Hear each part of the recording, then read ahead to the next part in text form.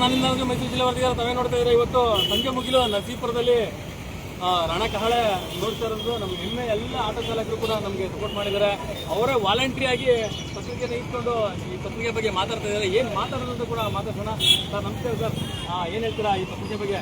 ನಿಮ್ಮ ಆಟೋ ಚಾಲಕರ ಬಗ್ಗೆ ಬೆಂಗಳೂರಿನಲ್ಲಿರುವಂಥ ಒಂದು ಆದಂಥ ಇನ್ಸಿಡೆಂಟ್ ಇವತ್ತು ನಮ್ಮ ಪತ್ರಿಕೆಯಲ್ಲಿ ಬಂದಿದೆ ಸರ್. ಆಯ್ತಾ, ಸ್ಟ್ಯಾಂಡ್ ಅಪ್ ಆಟೋ ಚಾಲಕರು ನಾವು ಏನು ಹೇಳ್ತೀರಾ ಸರ್? ಈ ಪತ್ರಿಕೆ ಕೊಟ್ಟರೆ ತುಂಬ ಸಂತೋಷ. ಯಾಕಂದರೆ ಈ ಪತ್ರಿಕೆ ಮಾಧ್ಯಮದಲ್ಲಿ ದಿನ ನೋಡ್ತಾ ಇರ್ತೀವಿ ಆಗು ಹೋಗೋಗಳು ಏನು. ಅಂದರೆ ಇವರು ಧ್ರುವ ಸರ್ಜಾ ಅವರು ಬೆಂಗಳೂರಲ್ಲಿ ಆಟೋ ಚಾಲಕರಿಗೆ ಗ್ಯಾಸ್ ನೀಡ್ತಿದ್ದಾರೆ, ಅದು ಹೆಮ್ಮೆಯ ವಿಚಾರ. ಅಂದರೆ ಆಟೋ ಚಾಲಕರು ದೂರ ಮಾಡ್ತಾರೆ ಮತ್ತು ನಮ್ಮ ಮನಗ ಇದರಿಂದ ಅವರು ಆಟೋ ಚಾಲಕ ಕಷ್ಟ ಸುಖಗಳೆಲ್ಲನೂ ಅರ್ಥ ಮಾಡ್ಕೊಂಡು ಅವರು ಗ್ಯಾಸ್ ಕೊಡ್ತಿದ್ದಾರೆ. ಹಂಗೆ ನಿಮ್ಮ ಪೇಪರನ್ನು ಸಹ ಎಲ್ಲ ಸುದ್ದಿ ಮಾಧ್ಯಮಗಳು ನೋಡ್ತೀವಿ, ಚೆನ್ನಾಗಿ ಸರ್ ನಮ್ಮ ಬಗ್ಗೆ ಗೊತ್ತು ಸರ್, ಬಂದು ನಾಲ್ಕು ಕೇಳಿದ್ರಾ? ಗೊತ್ತು ಸರ್, ಥ್ಯಾಂಕ್ ಯು ಸರ್. ನಮ್ಮ ಬಗ್ಗೆನೇ ಗೊತ್ತು. ಹೌದು ಸರ್, ಪತ್ರಿಕೆ ಬಗ್ಗೆ ಏನು ಹೇಳ್ತೀರಾ? ಆಟೋ ಚಾಲನೆ ಬಗ್ಗೆ ಏನು ಹೇಳ್ತೀರಾ? ನಿಜಾನು ಎಷ್ಟು ಮುಗ್ಧರು ನಮ್ಮ ಆಟೋ ಚಾಲಕರು ಅಂದರೆ ಹಿಂದಕ್ಕೆ ಹೋಗಪ್ಪ ಅನ್ಸರು.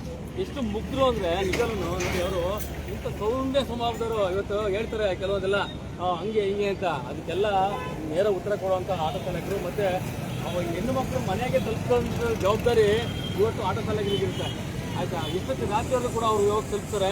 ಅದು ಹೆಮ್ಮೆಯ ನಮ್ಮ ಆಟೋ ಚಾಲಕರು. ಹಾಗಾಗಿ ನರಸೀಪುರದಲ್ಲಿ ಇವತ್ತು ಸಂಜೆ ಮುಗಿಲು ಪತ್ರಿಕೆಗೆ ನಮ್ಮ ಇವರೇ ಸ್ಟಾರ್ಗಳು, ಇವರೇ ನಮಗೆ ಸ್ಟಾರ್ಗಳು. ನಮ್ಗೆ ಯಾವ ಸ್ಟಾರು ಬೇಕಾಗಿಲ್ಲ, ನಮ್ಗೆ ಇವರೇ ಸ್ಟಾರು. ಇವರೇ ಇವತ್ತು ಇಲ್ಲಿ ನರಸೀಪುರದಲ್ಲಿ ನಾವು SRT ಮಾಡ್ತಾ ಇದ್ದೀವಿ.